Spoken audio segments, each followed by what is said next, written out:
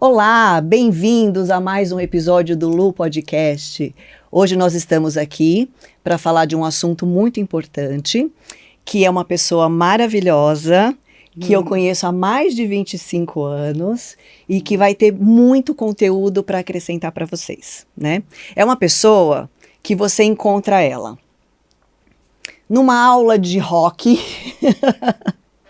numa palestra internacional, num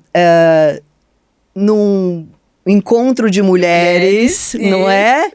Mas ela está há mais de 29 anos como psicóloga clínica e desde 2008 que você trabalha com um público autista. Também pioneira, né? Também pioneira na psicologia do espectro autista, né? Então, nada mais e nada menos do que Sandra Mara de Castro e Souza Costa. Acertei.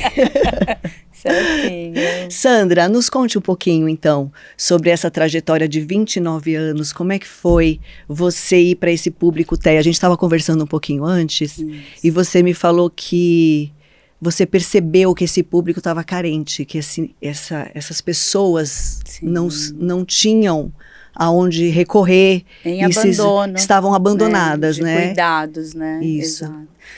Prazer estar aqui, muito obrigada. Ela também é uma pessoa maravilhosa que eu, assim, não tenho nem palavras, né? A gente se conhece há muitos anos e conheço inclusive a família, né? Um pouquinho da sua história. E fiquei muito feliz, né, com todo esse crescimento e por fazer parte dele, né? Já estou aqui há quase 4 agora, né? Quase 4. Você foi uma das primeiras. Você foi uma das primeiras a vir no Nalu Coworking. Olha, que linda. Maravilha. Sou super grata. Muito obrigada, Lu. Eu vou contar rapidamente, assim, como é que começou a minha trajetória. Eu vim da área da educação, acho que assim como você, né? Eu fiz magistério naquela época, sou do interior de São Paulo, me casei jovem, com 22 anos, e aí terminando o magistério, eu abri uma escola particular na cidade e trabalhei por 3 anos com essa escola. E aí já fiz pedagogia, né? Não fiz o último ano de pedagogia, porque eu ia me casar e vim para São Paulo. Aí quando eu vim para São Paulo, abandonei o último ano de pedagogia e falei, vou fazer psicologia.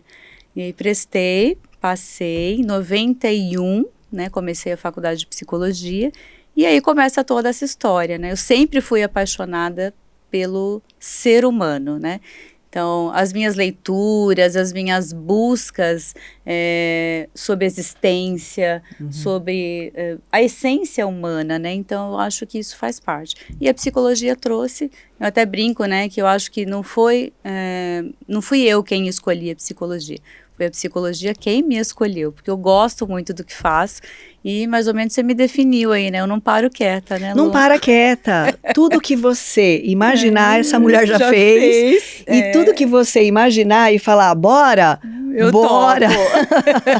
Aliás, quem fala, né, gente? Porque faz igualzinho. E talvez por isso que as parcerias acabam, né, se concretizando com mais frequência aí. E aí acontece que eu terminei a psicologia, fui atender já, né, fazer a prática clínica,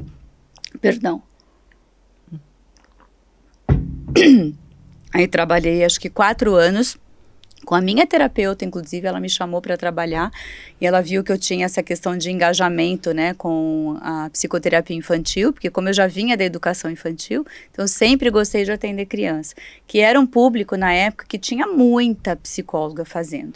E hoje também está em extinção, né, que daqui a pouco eu vou explicar por quê. E aí fiz essa formação e em 2008 eu entrei num concurso público para trabalhar na prefeitura, né, de uma cidade próxima nossa, que é São Caetano do Sul, e eu passei, tinha 6 vagas na época, eu lembro que acho que eu passei em 2º lugar, e fui direcionada para a psicologia da saúde do escolar, que tinha tudo a ver comigo, né. Eu estou contando aqui para vocês entenderem como é que eu vim cair hoje na questão do autismo e dos atendimentos adultos. E aí a gente visitava as escolas, fazia todo o levantamento, né, de queixas comportamentais, enfim, e familiares. E aí a gente desenvolveu dentro desse projeto, eu fiquei 11 anos lá, né, de 2008 a 2017. E aí começa toda a história, né, porque aí começavam as triagens psicológicas. Olha, essa criança é uma TDAH, olha, essa criança...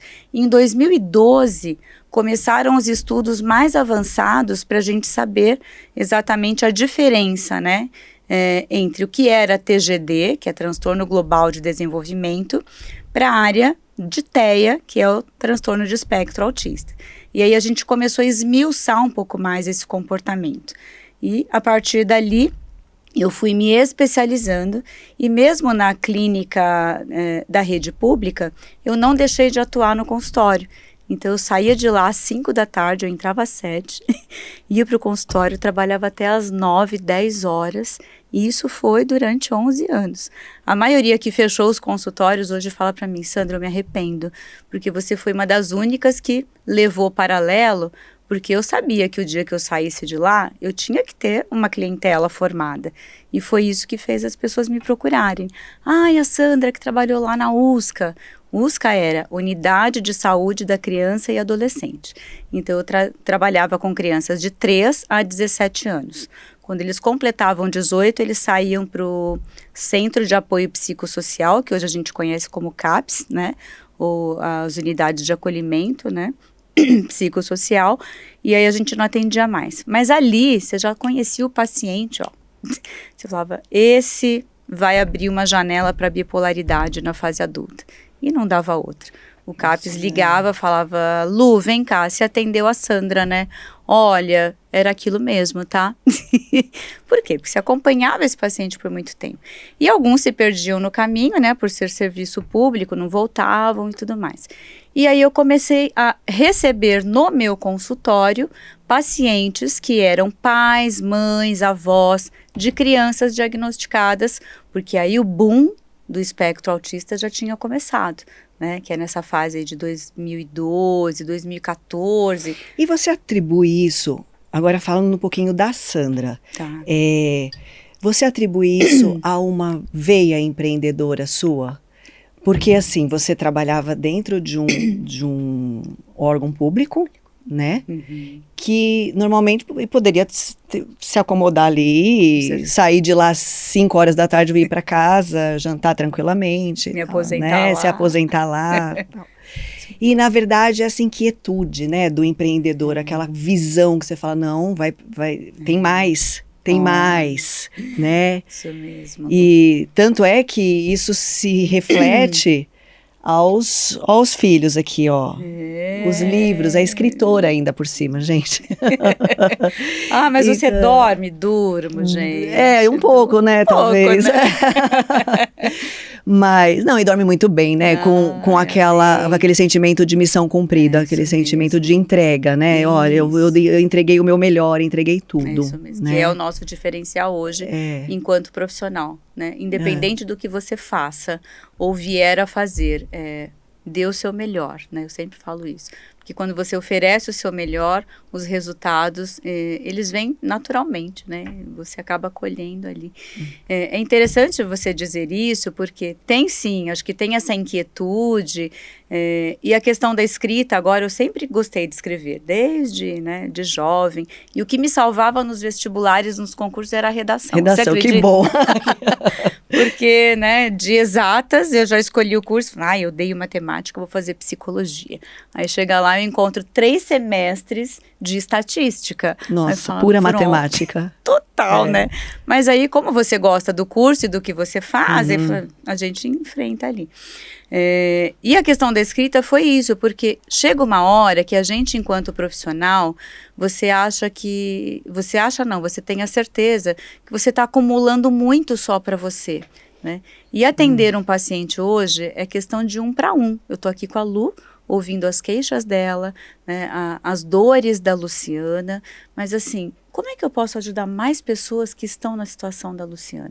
Aí veio a ideia do livro. Olha, então aqueles adultos que não conseguem chegar até mim para saber se eles têm ou não, estão ou não dentro do espectro, como é que eu faço isso? Eu vou escrever alguma coisa. Aí eu tive a ideia do canal do YouTube de fazer vídeos, né, mais para esse público adulto, como você disse na nossa conversa antes, né, quando eu cheguei aqui, que é um público ainda em abandono, né? Porque as crianças hoje, a primeira infância, os pais levam, né, para tratamento, e esses adultos, como a gente falou na conversa, são sobreviventes mesmo. Sim, porque eu sou da geração X, né, 40 a mais, né, 50 a mais. Graças a Deus. Então, a gente sempre na nossa adolescência, sempre tinha um amigo mais esquisito. Total. Sempre tinha aquele amigo mais quieto, aquele amigo mais... É verdade. mais lento, ou enfim, mais... Ou aquele nerd, né, que era super inteligente, mas... Hiperfocado. Hiperfocado, mas você nunca levava ele para uma festa, porque não funcionava na festa, enfim. Ou nunca arranjava uma namorada. E aquilo era assim, era tudo taxado de esquisito. Isso de mesmo. Estranho, né? Hoje tem nome, né? Hoje tem diagnóstico para isso. Exato. Né? E quando a gente fala do diagnóstico, não é que a gente quer patologizar tudo, como a gente estava conversando, né, Lu? Mas eu acho tão importante você pegar uma pessoa pela mão e dizer assim, senta aqui, me conta, quando começou isso? Né? E essa pessoa se sentir validada, né? Porque uma coisa é eu me sentir validada com aquilo que eu estou dizendo para você, e outra coisa é coisa da sua cabeça, né? Imagina, você é tão inteligente. Você é tão inteligente. Imagina que você é autista, você trabalha, você produz, você tem filho. Tá, mas e daí que eu tenho filha, né? Só Deus sabe a duras penas que eu cheguei até aqui, né? Com todas as minhas limitações internas. E para a audiência leiga, o que é o autismo? Sim, vamos entender isso, porque às vezes a gente fala assim, é um autista. Tá, mas o que é ser autista? Inclusive é uma das coisas que a gente tem muito cuidado hoje, né, por conta do bullying, da escola. Teve até acho que um ano aí, algumas escolas começaram a fazer algumas campanhas de que tudo que fosse fora da curva padrão, você é autista, como se o autismo fosse um grande problema, né, para quem tivesse ou para quem tem, a ponto de ser excluído ou não pertencendo àquele grupo. E a gente começou a se preocupar e orientar muito as escolas por isso. Mas espera aí, só porque ele é autista e ele é diferente, que o nome que a gente usa é neurodivergência, né? Então, ele é um neurodivergente. Perdão, gente. Ele diverge, a cor de cabelo da Sandra é diferente do cabelo da Lu, né? Mas se mesmo eu pintando da mesma cor, não vai ficar igual. Porque eu tenho traços diferentes da Lu, a Lu tem traços diferentes da Sandra. E é isso que a gente precisa observar e respeitar. Então, assim, Sandra, eu funciono, mas não com barulho. Eu preciso trabalhar numa empresa onde eu me sinta um pouco mais recuada. Então, você pode pôr isso no meu relatório? Claro, né? Isso é neurodivergência, é funcionar de forma diferente. Simples, assim. Simples assim. Funciona de forma diferente. Não é o funcionamento que sai daquilo que é esperado, né? Então, o que é esperado? Que toda criança com uma fase X comece a andar, falar, correr e brincar, né? O neurodivergente, ele passa por todas as fases tardiamente. Então, porque não falou com tantos anos, então, porque não andou com tanto, porque não brinca com todo mundo, claro. Aí não come tudo que é oferecido. Que é a seletividade alimentar, que a maioria deles tem, né? Não conversa com todo mundo. Isso, mutismo seletivo, muitos têm. E aí, quando você vai entender, o que a gente precisa entender hoje? Duas questões. A genética, né? Que, por ser considerado um transtorno neurobiológico, tem parte genética envolvida, não tem como negar. Mas não tem ninguém na minha família. Vamos estudar isso? Porque assim... Não tem ninguém diagnosticado, né? Não tem ninguém, Isso. Às vezes a pessoa nem sabe que ela é. Olha que dado interessante que eu vou trazer para você e para vocês, ouvintes, né? E nossa audiência. audiência querida aqui. Eu tenho vários amigos psiquiatras, né? E uma delas dizia para mim o seguinte, ela trabalha em casa de repouso há anos porque ela ama fazer isso. Falou, Sandra, isso eu fiquei sabendo em 2023, pela doutora Maíra Werneck. Ela falou assim, o que nós temos hoje de casos de idosos na casa de repouso sendo diagnosticado com TEA, agora com 91 aninhos, olha que judiação. Que foi aquele tio esquisito. Aquele tio esquisito. Que chegava a visita, ele corria pro quarto, que sentava à mesa, todo mundo, ele catava o pratinho dele e ia comer na sala. E todo mundo olhava para aquele tio, ele sempre foi, gente, ele é assim. Ele é assim, deixa pra lá. Que não casou, que nunca namorou, que tinha aquelas manias de tomar o banho toda tarde, 3 horas da tarde, que tinha que comer exatamente às 11 da manhã e jantar às 6 da tarde, né? Uma questão de comportamento restrito, que a família foi lidando justamente por isso, porque não tinha conhecimento. Né? Porque ele era só o tiozinho esquisito. Só o tio esquisito. Né? E acho que com toda esse olhar, Lu, esse olhar global, holístico, que hoje a gente vê, poxa, peraí, mas isso aqui pode ser... Né? Às vezes você tá com uma pintinha lá nas costas, isso a gente aprende muito, né, na rede pública, né? Como é bom trabalhar em equipe, né? Porque você não tem só o seu olhar, você trabalha lá na sua equipe com uma endócrino pediatra, com uma... fono, com uma TO, enfim, né, com neuro, com fisiatra, e ela falava assim pra gente, Sandra, você que é da triagem, olha tudo, olha o corpinho da criança, se tem alguma mancha, porque uma mancha pode inclusive ser sinal de algum câncer aí, né? Então assim, a gente acabava olhando para todos os lados, que a gente chama hoje de profissional integralista, né, que tá em alta, mas ao mesmo tempo tão em baixa. Porque às vezes você vai em um profissional, ele vai olhar para aquilo e só. E de repente, quando chega no meu consultório, eu falo assim, tá, você tá falando que você tá deprimido, mas como é que tá a sua vitamina D? Você já foi olhar? Você pode, Sandra? Eu falei, não, eu não prescrevo, mas eu posso indicar você para uma pessoa que vai cuidar disso, que é uma nutricionista, uma nutróloga, o próprio endócrino. Nossa, nunca pensei. Vai ver isso. Quando volta, Sandra, tava 12. Claro. Lógico que tá deprimido. Claro que você tá deprimido, desmotivado, sem força, sem energia. Então, essa é a visão que a gente precisa dos futuros profissionais, né? Dessas pessoas agora que, se estiverem, né? Que estiverem se formando, por favor, né? Procurem uma boa mentoria, procurem uma supervisão clínica, né? Isso é um recado para todos, inclusive. E até mesmo a pessoa procurar informação, né? Sim, porque ler, estudar, não né? depender de algum profissional, porque hoje em dia tá difícil mesmo, né? Na rede, tanto rede SUS e particular. Procura você informação, com o chat GPT você... Ontem chegou um caso, isso é recente, mas eu posso contar porque foi uma criança. Ele chegou com umas bolinhas, né, na perna, tinha ido pra praia. Eu falei, você já foi ver isso? Porque tá dando muita herpes zoster, né? E a criança também tem. Não, tia Sandra, ele tem 8 aninhos, né? A minha mãe já tirou foto e pôs lá no chat GPT. Eu já tenho o diagnóstico. E já falou que é uma bolinha de água. Eu falei, meu Deus. E o chat também passou a medicação que você tem que tomar? Não, né? Eu falei, olha aí. Então, aí também tem o perigo, né? Da gente se autodiagnosticar, enfim. E uma das questões que a gente sempre pede, né? Como você falou, mas por que esse boom? Porque todo mundo começou a falar de autismo, porque muitas crianças passaram a ser diagnosticadas, né? Eu sigo várias pessoas na rede social, um deles é o Tiago Castro, né? Que ele tem um filho autista, inclusive, o pequenininho não lembro. E o Paulo Liberalesso, que é um TEA, né? Que é neuropediatra, os dois.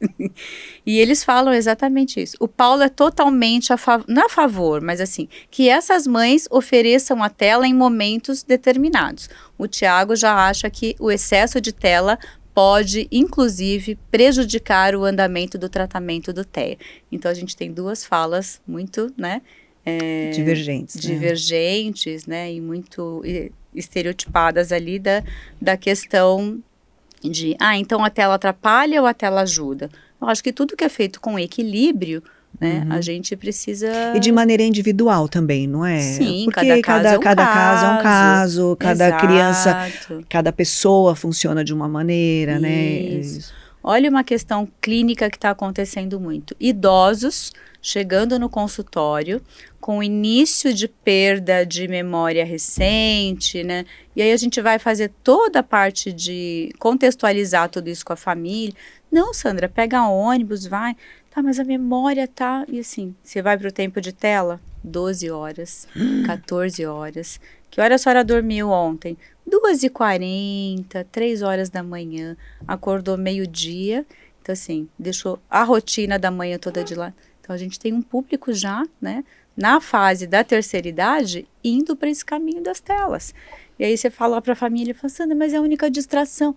Mas tem outras coisas, né? Vamos colocar numa atividade, não supera, ginástica do cérebro, fazer palavras cruzadas, a própria uma caminhada, terapia, uma caminhada. um exercício físico, até para cansar e dormir à noite, né? Isso. E esses cérebros que já eram acelerados, né? Eu tenho uma mãe que tem TDAH, né?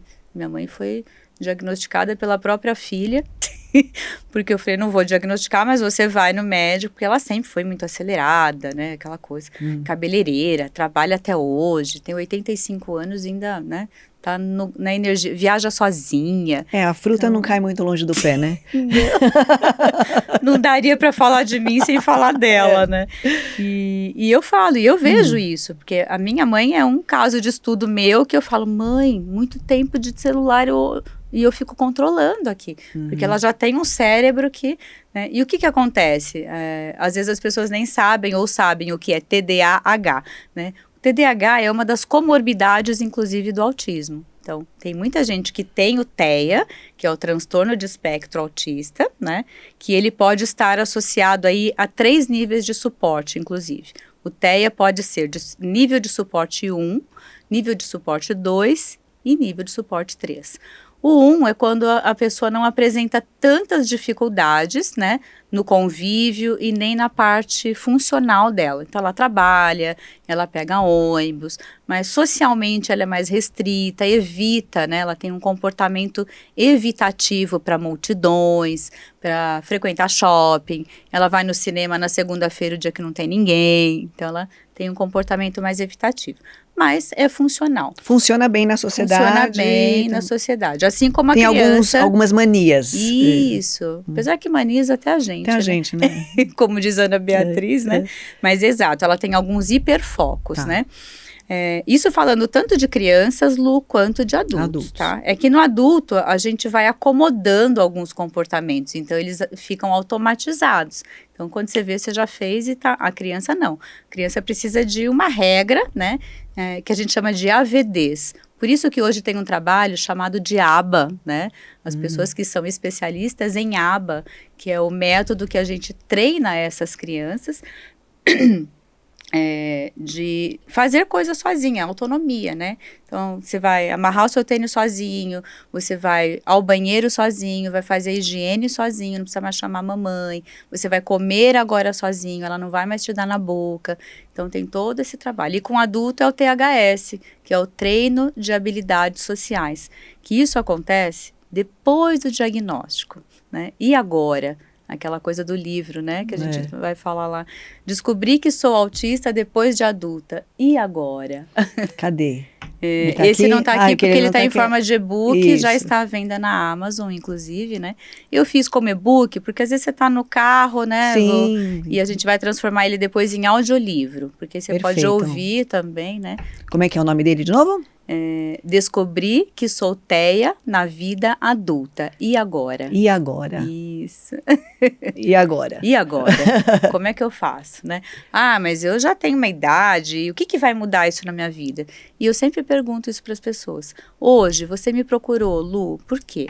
Ah, Sandra, porque eu acho que eu tenho alguns sintomas que eu venho pesquisando há um tempo, já fui em vários profissionais e nada fecha, e eu comecei a ler muito sobre autismo na vida adulta, e eu acho que eu estou dentro do espectro, e eu gostaria de fazer avaliação. Falo, perfeito.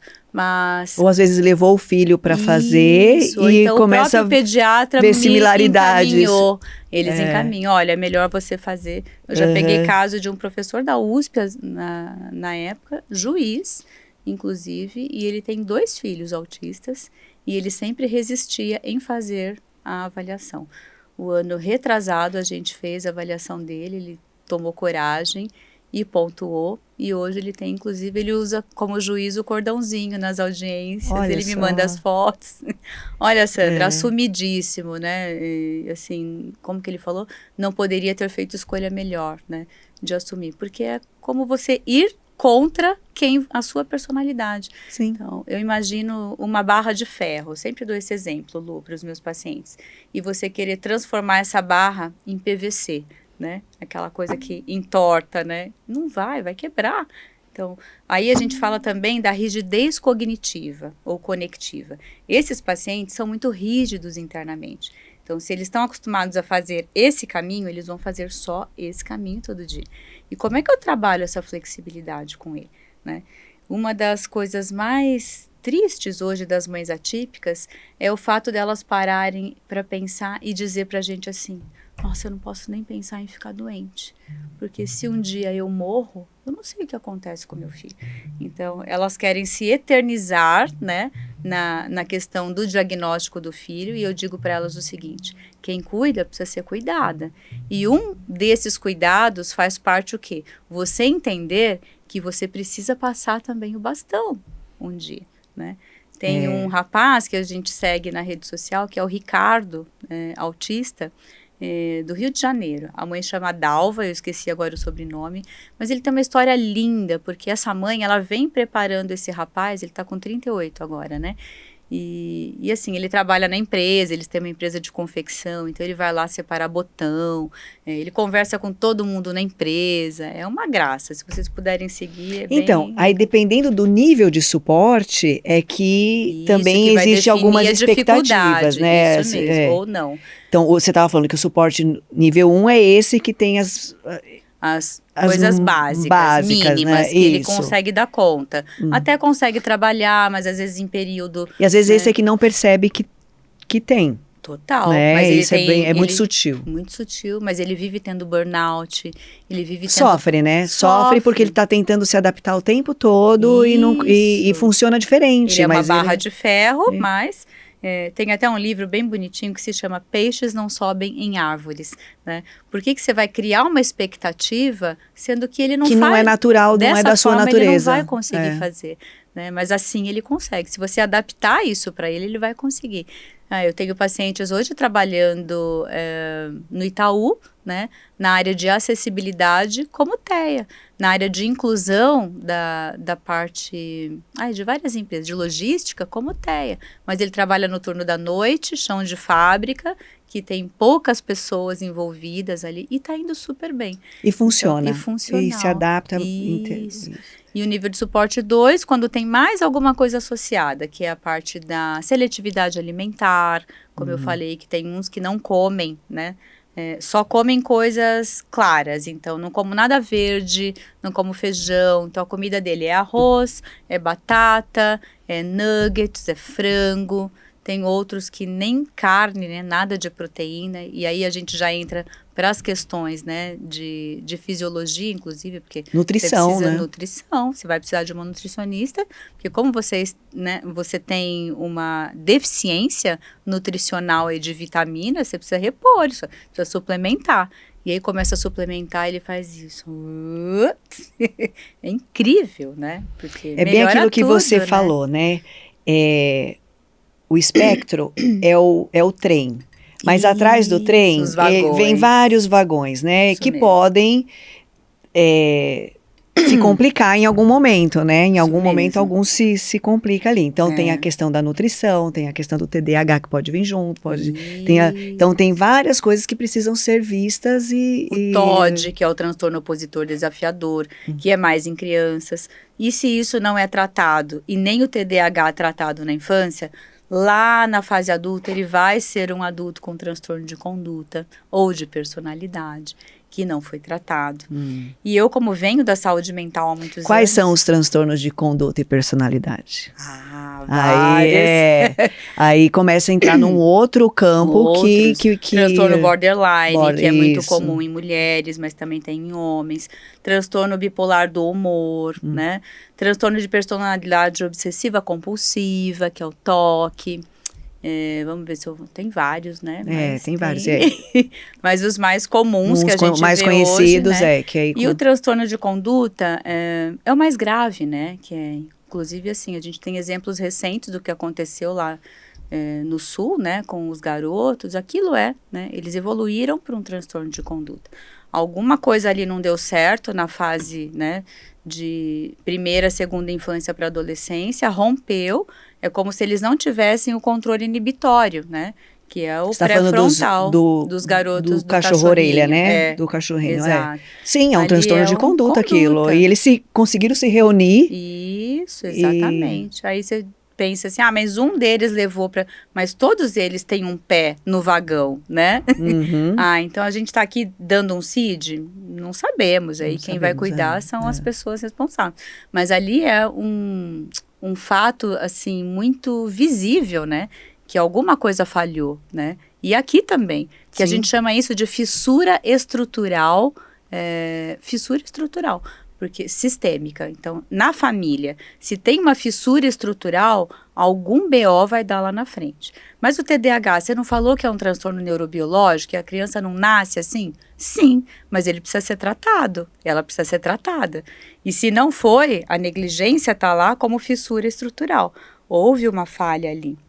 Né? Então, todas as vezes que a gente tem um problema lá na frente, que você fala, nossa, hoje eu tenho pacientes que a gente cuidou, acho que lá na prefeitura, e um deles mora dentro da comunidade Heliópolis com arma em punho. Ele se tornou realmente do crime, porque parou de tomar os remédios, parou o tratamento, o TDAH evoluiu porque é uma busca de dopamina o tempo todo, adrenalina, né? E eles gostam disso, de correr riscos, tá lá, né? Saiu da casa, a mãe teve que mandar embora, a mãe mudou de endereço e ninguém sabe até hoje, né, onde ela mora, porque ele ia lá e roubava as coisas, então assim.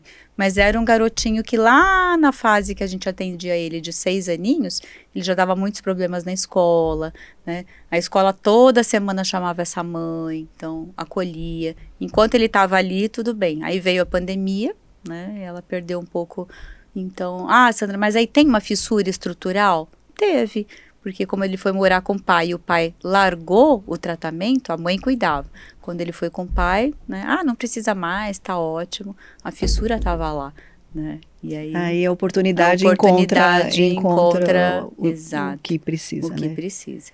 E o nível 3 de suporte, que é aquela pessoa mais severa, né? Tanto na infância quanto na fase adulta, que é aquela pessoa realmente deprimida, que não fala com ninguém, que só sai do apartamento quando ele olha pelo buraquinho, não tem ninguém no elevador, aí ele vai. Então ele tem uma fobia social, né? Mais intensa, não consegue trabalhar, não consegue produzir. E aí, nesse caso, ele precisa inclusive do laudo, porque a gente tem o LOAS hoje, né? Que é um benefício das pessoas autistas que não conseguem próprio sustento, porque como é que vai viver uma pessoa dessa? Sim. Depois que perde a família, né? Depois Exato. que... Por isso que é importante a busca desse conhecimento, Lu, porque eles também têm direitos, né? E muitos direitos, inclusive.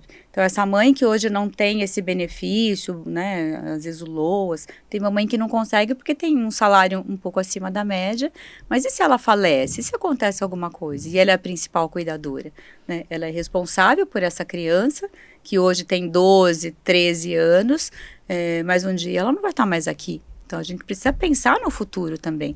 E aí entra essa questão de expandir esse conhecimento, né? Porque quando eu digo para essas pessoas, né, os temas que eu gostaria até de trazer aqui do livro, deixa eu ver se eu vou encontrar, né?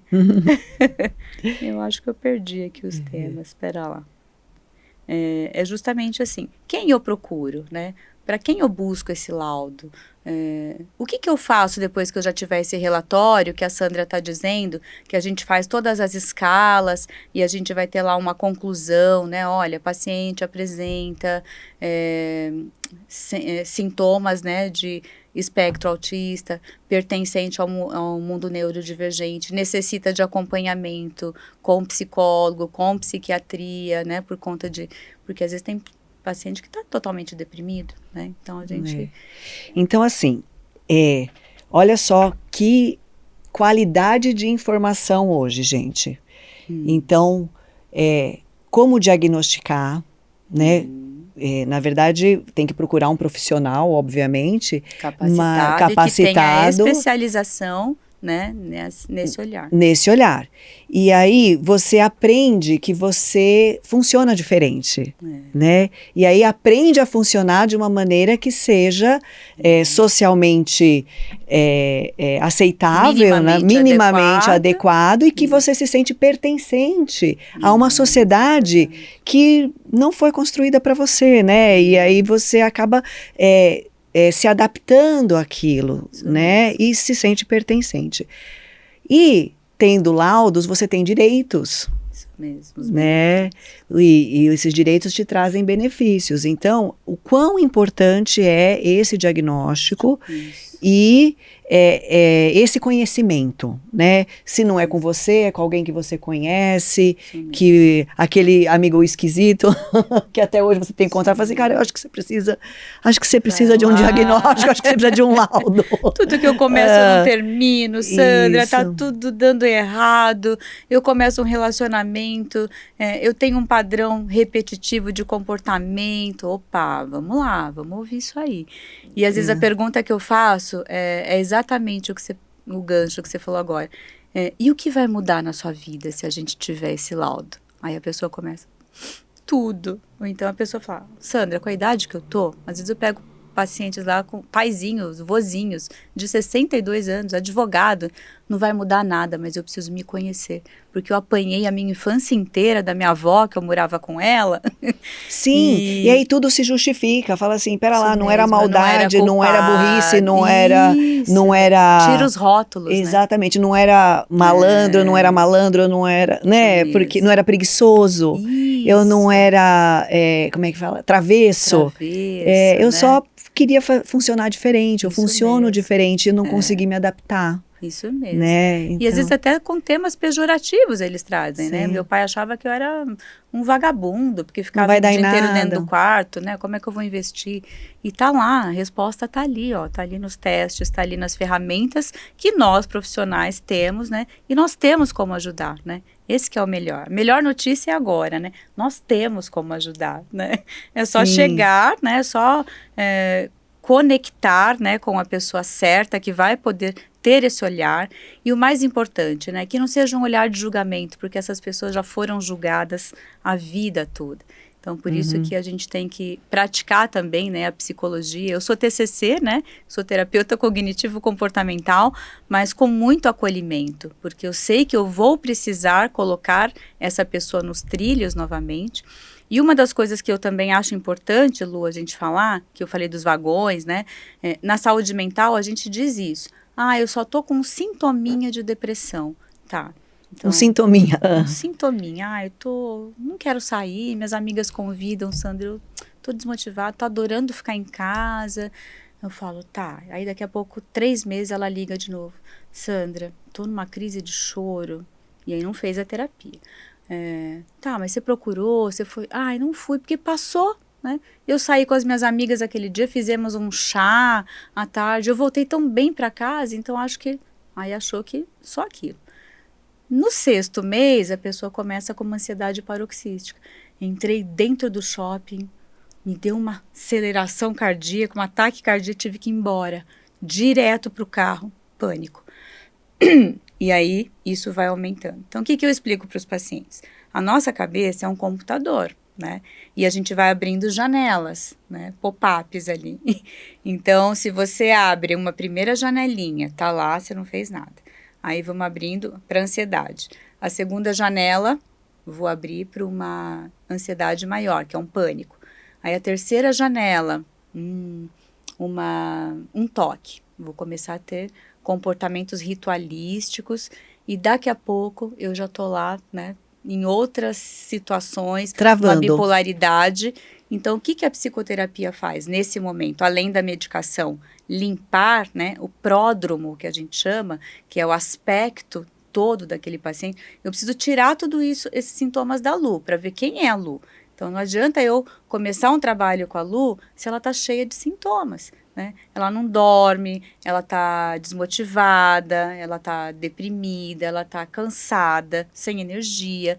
Quando a gente arrumou tudo isso, aí a gente vem fechando as janelas.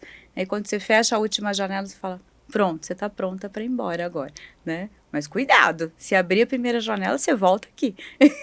Sim. Então, é isso que as pessoas têm que ter o cuidado hoje. Quando a gente fala de saúde mental, é prevenção, né? O nosso sonho é que todos nós tivéssemos ou fizéssemos um trabalho preventivo para cuidar, assim como a gente vai ao dentista, não é? Sim. Ao cabeleireiro toda semana, arrumar o cabelo, Não, a e as unha. pessoas tratam a ansiedade como se fosse um sintoma Minimizado, menor, uma coisa assim, não, Vai passar. qual que é o seu maior defeito? Eu sou ansiosa. Isso assim, como se a gente normaliza isso. Exato. E na verdade, a ansiedade é a raiz de toda doença mal, mental, isso. né? De toda patologia. Ela é a raiz de Porque tudo, é a ela é onde primeira começa. janela. É a primeira janela. E se você não fechar essa janela, ela vai abrir, né? Abrir outras vai ficar Abrir, enorme e aí fica mais difícil. A rede social hoje, né? Se você quiser falar exatamente, esse livro aborda isso. A questão da ansiedade versus a tecnologia. Porque hoje, quanto mais, a gente falou agora há pouco, né? Do uso excessivo de telas. Eu me comparo na rede social com uma pessoa que viajou o final do ano e eu fiquei aqui. Então, eu já sou ansiosa, começo a ficar mais deprimida, chateada. Então, você vê, eu dou margem para que essa janela não se feche. Né? E aí eu vou abrindo outra e outra. E aí a importância de fazer uma terapia e trabalhar o autoconhecimento, né? Porque aí você para de se comparar, você você vai para dentro e fala, tá, fulano faz isso, mas para mim isso não é legal, eu vou fazer isso, vou fazer outra coisa, né? E você passa a se acolher, né? A se acolher sem se julgar, falar, tá tudo bem se eu não quero sair hoje, né? Tá tudo bem se eu quero ficar no Natal só eu, meu marido, meu filho, minha filha, tá tudo bem, sem cobranças. E isso passa a ser, para essas pessoas, libertador. Libertador. É a palavra que eu sempre uso, né? Então, isso é se libertar, né? Porque, às vezes, o ser humano, ele tá sempre tentando substituir. Eu parei de fumar, mas então agora eu tô bebendo. Eu parei de beber, mas agora eu comecei a comprar igual uma doida, um doido. Jogar, né? Olha o vício aí, né? Olha a compulsão aí. Porque a gente está sempre Você só transfere, né, o lugar. Porque o sintoma é o mesmo, é a compulsão. Mas ele está sendo transferido em vários hábitos, né? Isso é quando você está no automático. Agora, quando você se conhece, vem para a terapia e fala, peraí, mas por que eu estou repetindo isso de novo? Por que eu estou de novo numa relação, num relacionamento que me machuca? Agora você está pensando diferente. Você não saiu lá para o shopping para comprar um monte de coisa para esquecer o que você viveu hoje, né? Essa é a diferença. Essa é a diferença. Então, e essa é a diferença, né, para vocês. Nós estamos em fevereiro de 2026, início de ano. Será que não é uma oportunidade de você fazer diferente esse ano? Não é? Exatamente. De ir procurar uma terapia, de ir procurar se conhecer e entender essas janelas que já possam estar abertas. Vamos começar a fechar algumas janelas? Fechem as janelas, fechem as janelas. Sandra, olha, a gente tem aqui papo para mais 10 episódios, que bom, né? Graças a Deus. Mas a gente vai encerrar agora. Eu estou muito feliz de ter conversado com você. Eu estou muito feliz de ter trazido essa informação importante para nossa audiência, que bom. Né? Que quem sabe, né? Você se olha e fala, poxa, eu tenho algumas... Eu tenho algumas coisas que eu preciso ver. Né? Isso é importante. Bom, siga-nos nas nossas redes sociais, no Instagram e no TikTok. Curte, comenta e compartilha. Isso. E nos vemos nos próximos episódios. Obrigada. Beijos da Psico.